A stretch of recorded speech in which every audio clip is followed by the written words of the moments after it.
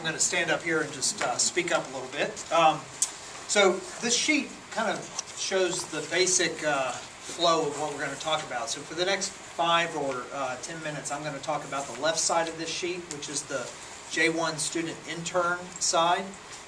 And so that's something that GTI handles, and the visas are the visa documents are issued through OIS, but it's a GTI program that we have. And then Thomas will follow up with about 10 minutes on the right side of the sheet, where he'll talk about the J-1 scholar option. So right now we're talking about the J-1 student intern, and if you'll see the first box up there, here's the color efficient. So this box right here talks about kind of how do you decide which one of the 2 programs to use. So if they're an undergraduate student, your only option is the GTN, the J-1 student intern on the left here. If they have obtained their bachelor's degree and are in graduate school, it could be the master's or PhD level, then they could also come on the student intern category. And that is, in many ways, our preferred method to bring, whether they're an undergraduate or graduate student, because this is a new program the State Department created about 2 years ago specifically for universities to use to bring people that are actually enrolled students overseas. So that's one of the key requirements, that they be enrolled. If I talked to a student just yesterday, they had completed their bachelor's, they're considering a master's degree here, but they're not enrolled overseas, they would not be eligible, so their only option would be the J-1 research scholar option. But when in doubt, we want to try to steer as many people as we can to this student intern category if they're an enrolled student overseas, because that is a new category the State Department has created, and it affords them a number of benefits that I'll talk about in just a second. Some examples of students that have used this with their PIs, both in textiles and at eTree. So both these students were working on their PhDs overseas and wanted to come here and do some research with a faculty member. One of them spent almost a year. The other ones came back a second time, spent 2 different 6-month periods here. And some of the benefits of using the J-1 student intern category through the GTI, we also call it the GTN program for internship, is that it can be from 2 to 12 months long. It can begin and end at any time, so it's not based on semesters. Like I said, they must be an enrolled student overseas at either the undergraduate or graduate level. And most of them to date have done an internship on campus with the PI. Rolling out this year, we're starting an option where they can work off campus with a third-party entity. But there must be some connection with NC State. We're not just doing this for anybody. We're not in the business for that. So for the last 2 years, we're averaging about 50 a year, and that number is growing for the number of on-campus placements we've been doing.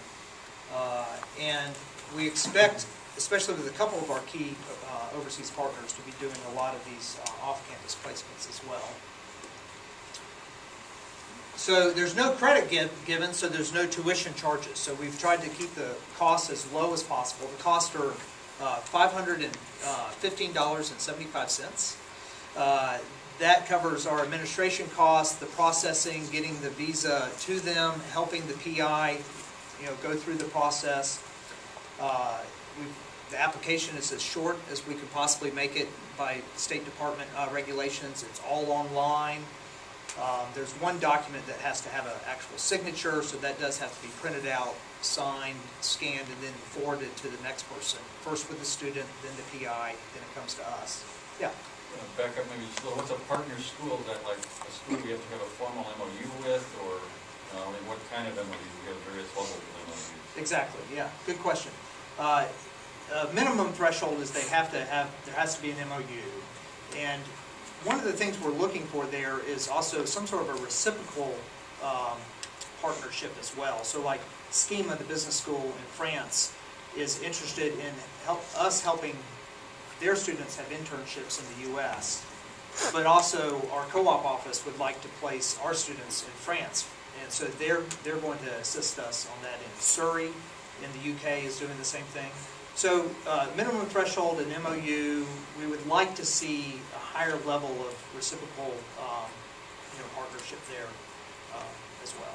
There is a list of our MOUs that we have with other schools on the OIA website. There's a sale database, and you can look up by country or school name or area. We have MOUs.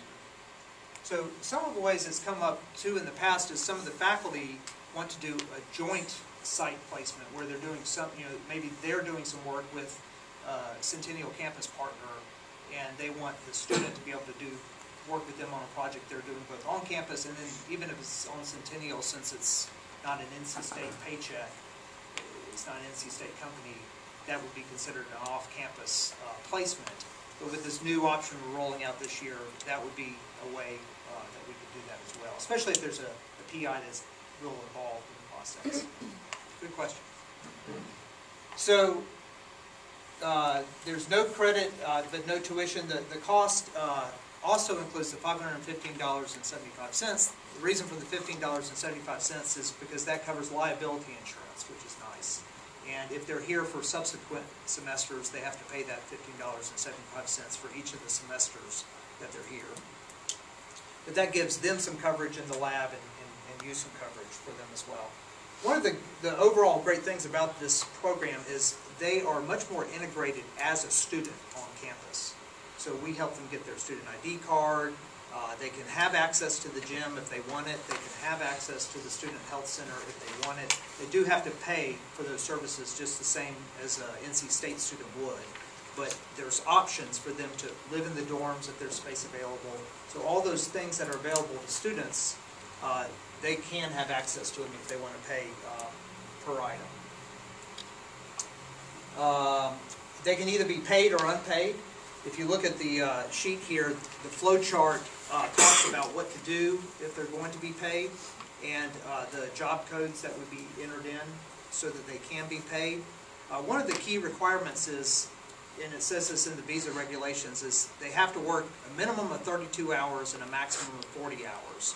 And so if you are going to pay them an hourly rate, of course it has to meet the minimum wage requirements, and they have to work between 32 and 40 hours a week. There's also options to give them a scholarship as well. There's also options, in some cases they have housing that's provided, and that can count towards a scholarship that they would receive. Of course, if they receive anything, any payment from NC State, there are tax implications, and I think Michelle Anderson is here, and so they would meet with Michelle, the foreign national tax specialist at NC State, and she would help them with those details.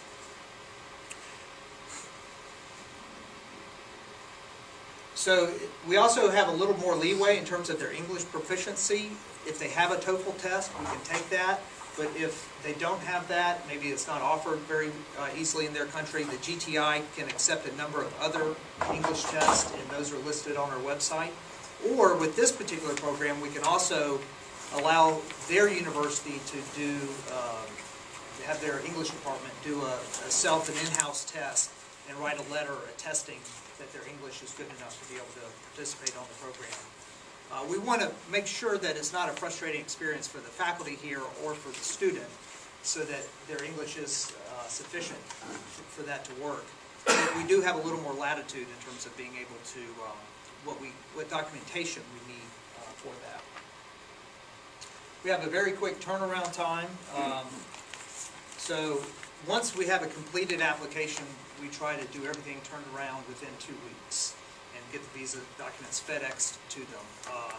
So once you've done it once or twice, you know what the documents that need to be submitted are, and it's a pretty, hopefully, seamless process. If it's not, let me know. We're trying to make it more and more seamless.